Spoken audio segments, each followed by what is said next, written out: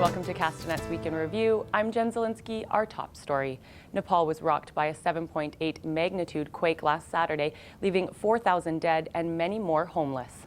This video shows the moment the quake struck in Kathmandu. Several Kelowna charities and residents are now headed to Nepal to help with the aftermath. A former resident tells Castanet monsoon season is on the way and millions are sleeping outside. Fresh water is hard to come by and power is often sparse.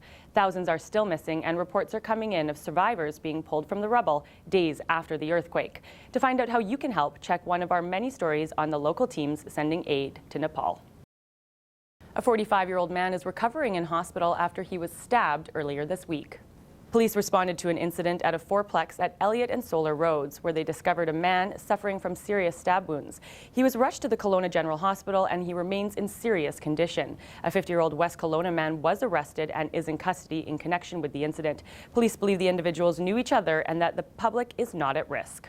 There have been reports of several grass fires over the last week.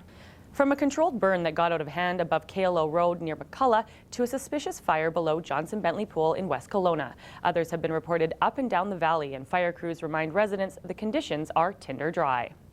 A young woman is recovering after she fell down a ravine at Mill Creek Regional Park on Monday. She slipped on loose gravel and slid down an embankment. Fire crews had to use their high-angle team to rescue her. She was looked over by paramedics and allowed to go home with her family. They thought they could be arrested if they continued their blockade of sewage sludge into the Nicola Valley. However, word of civil action by BioCentral only brought out more protesters near Merritt on Wednesday. First Nation leaders and supporters have been blocking sludge shipped from the Central Okanagan and Lower Mainland to a private property near Merritt. The group has concerns over health, the environment, and strong odors. We've not been calling it a blockade. All this time we've been saying we're protectors of the land, and we're going to continue to protect the land.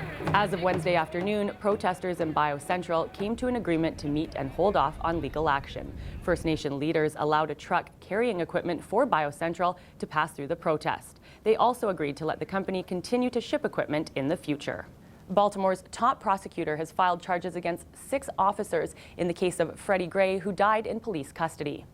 State Prosecutor Marilyn Mosby said the death of the 25-year-old black man was a homicide and his arrest was illegal. Protesters have been taking to the street in response to Gray's death. A curfew was imposed this week after rioters burned buildings and looted businesses. Well, that wraps up Castanet's Week in Review. I'm Jen Zielinski. Thanks for watching. Remember to send your news tips to news@castanet.net and follow us on Twitter @CastanetNews.